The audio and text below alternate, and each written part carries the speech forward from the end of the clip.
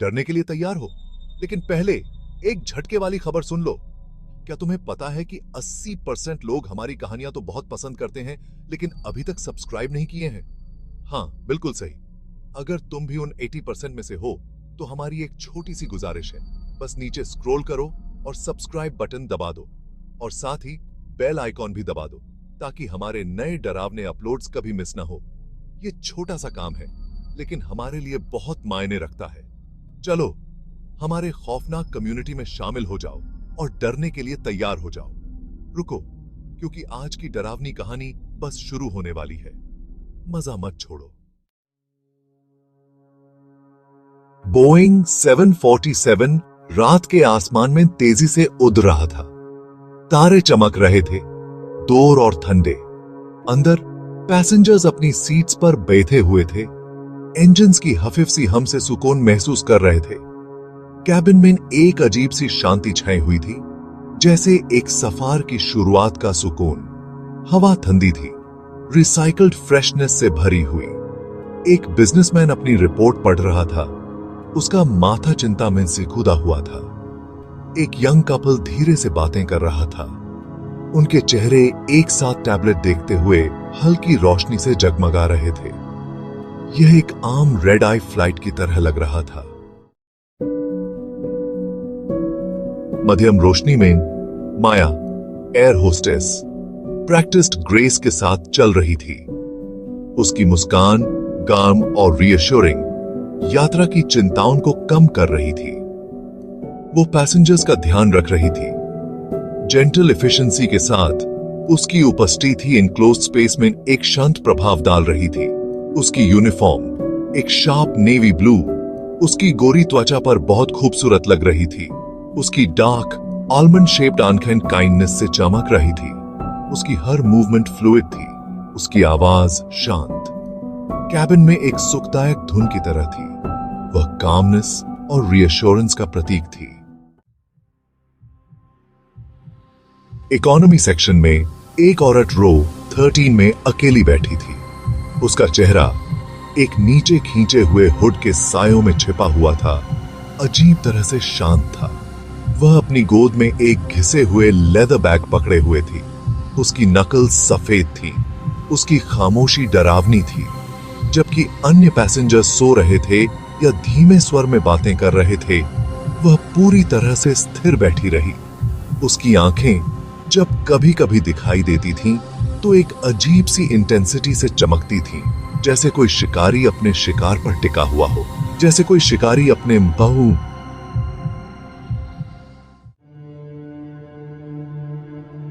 माया अपनी राउंड्स कर रही थी, पैसेंजर्स की चेक कर रही थी, रिफ्रेशमेंट्स ऑफर कर रही थी।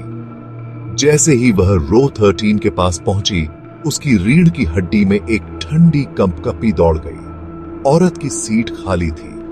लेदर बैग जमीन पर पड़ा था। उसका सामान बिखरा हुआ था। अजीब जड़ी बूटियां, एक कलंकित चांदी का लॉकेट और एक छोटी सी चमड़े की जिल्द वाली किताब। माया के सीने में घबराहट फैल गई। उसने धुंधली रोशनी वाले कैबिन को देखा। उसका दिल जोरों से धड़क रहा था। औरत कहां जा सकती थी? विमान क्रूजिंग एल्टीट्यूड पर था। दरवाजे पूरी तरह से बंद थे। यह असंभव था। गायब हुए पैसेंजर की परेशान करने वाली खबर जंगल की आग की तरह पूरे केबिन में फैल गई। विस्पर्स, बेचैनी और डर से भरे हुए पहले की शांति की जगह ले ली। तापमान कम होने लगा। रिसाइकल्ड हवा से ठंडक फैलने लगी। बिजनेसमैन की रिपोर्ट उसकी गोद में भूली पड़ी थी। उसकी आंखें घबराहट से इधर उधर भाग रही थीं। युवा जोड़े की फुसफुसाहट बंद हो गई। उनके चेहरे आशंका से पीले पड़ गए। केबिन को भरने वाली शांति की भावना चली गई थी। उसकी जगह एक बर्फीले डर ने ले ली थी। अचानक एक ब्लड कर्डलिंग चीख ने तनावपूर्ण खामोशी को चीर डाला। सभी की निगाहें केबिन के सामने की ओर उठ गईं। वहां मंद इमरजेंसी एग्जिट साइन के सामने एक आकृति खड़ी थी। वह माया थी। लेकिन जैसा वे उसे जानते थे वैसी नहीं। उसकी शांत मुस्कान गायब थी, उसकी सुखदायक उपस्थिति गायब थी। उसकी जगह एक भयानक आकृति खड़ी थी। उसकी त्वचा राख जैसी थी, उसकी आंखें एक भयानक लाल रोशनी से चमक रही थीं। लंबे नुकीले पंजे उसकी उंगलियों से निकले हुए थे और उसके दांत शिकारी बिंदुओं में तेज हो गए थे। वह अब माया नहीं थी, दयालु एयर होस्टेस। वह कुछ राक्षसी थी, कुछ अमानवीय। सेक्शन 7। 30,000 फीट पर आतंक। चुड़ैल, क्योंकि वह यही बन गई थी। हंसी, एक बोन चिलिंग आवाज जो सीमित जगह में गूंज उठी। उसकी हंसी में कोई खुशी नहीं थी, केवल दर्द और पीड़ा का एक भयानक वादा था। पैसेंजर्स चिल्लाए, न होने वाले एस्केप रूट्स के लिए छेड़खानी की। वह अप्राकृतिक गति से चली गई, डार्क एनर्जी का बवंडर। उसके पंजे वार किए, छत पर आग के निशान छूट गए। हवा भारी हो गई, गंधक और क्षय की दुर्गंध से भर गई। विमान हिंसक रूप से लहराया। इंजनों की रीअश्योरिंग हम की जगह एक विचलित करने वाली कराह ने ले ली। सेक्शन 8। दुख का जीवन, प्रतिशोध की भावना। यह कहानी है एक आत्मा की जो अपने जीवन में हुए अन्याय का बदला लेने के लिए वापस आई। चुड़ैल हवा में मंडरा रही थी, उसकी चमकती आंखें भयभीत चेहरों को देख रही थीं। उसकी उपस्थिति से ही डर का माहौल बन गया था। फिर एक ऐसी आवाज में जो जहर से टपक रही थी, वह बोली। उसकी आवाज में एक अजीब सी खौफनाक गूंज थी। उसने विश्वासघात की कहानी सुनाई, एक ऐसे जीवन की जिसे अन्यायपूर्ण तरीके से ले लिया गया। उसकी कहानी में दर्द और पीड़ा की गहराई थी। यह माया की कहानी थी, प्यार, नुकसान और अंततः बदला की कहानी। माया का जीवन एक दुखद प्रेम कथा में बदल गया था। वह एक युवती थी जिसे बेहद प्यार था। उसका दिल एक आकर्षक पायलट ने चुरा लिया था। उनके बीच के रोमांटिक पल अब एक डरावने सपने में बदल गए थे। लेकिन उनकी खुशी ज्यादा दिन नहीं टिकी। उनकी खुशियों पर अचानक से अंधेरा छा गया। उसने उसे धोखा दिया था, जिसके कारण कई साल पहले इसी उड़ान में उसकी अकाल मृत्यु हो गई थी। यह धोखा उसकी जिंदगी का सबसे बड़ा सदमा था।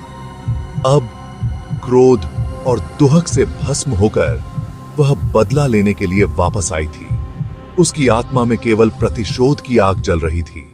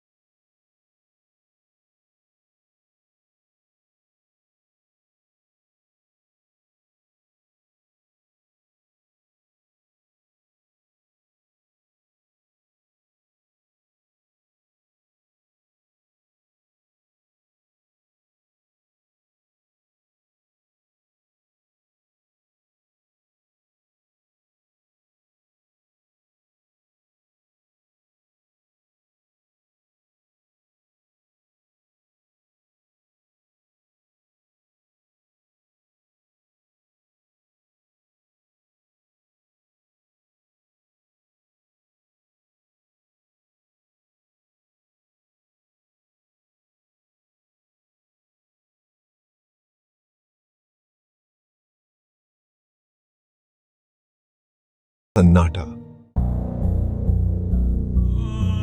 सेक्शन 10 फिर कभी नहीं। पैसेंजर्स और चालक दल हिल गए और ट्रॉमेटाइज्ड अपने गंतव्य पर सुरक्षित उतर गए, लेकिन उनके चेहरों पर डर और चिंता की लकीरें साफ दिखाई दे रही थीं। लेकिन उस रात की याद, माया के बदलाव और दुखद कहानी की अभी भी बाकी थी। हर कोई उस भयानक रात को याद कर रहा था जब सब कुछ बदल गया था। उड़ान उस रात की घटनाओं से हमेशा के लिए चिह्नित चुपचाप रद्द कर दी गई। कोई भी उस विमान में फिर से उड़ान भरने की हिम्मत नहीं कर सका। कुछ लोगों ने इसे मास हिस्टेरिया, एक सामूहिक बुरा सपना कहा, लेकिन सच्चाई इससे कहीं अधिक भयावह थी। लेकिन जिन लोगों ने चुड़ैल के क्रोध को देखा था, वे सच्चाई जानते थे। वे जानते थे कि यह कोई साधारण घटना नहीं थी। वे रहस्य को अपने साथ ले गए। भूतिया उड़ान की बोन चिलिंग कहानी जो कभी किसी को नहीं बताई गई। एक चेतावनी जो धीमे स्वर में फुसफुसाई गई। रात के आकाश की चुड़ैल से सावधान रहें और माया की कहानी को कभी न भूलें। यह कहानी एक सबक थी, एक चेतावनी जो हमेशा के लिए याद रखी जाएगी।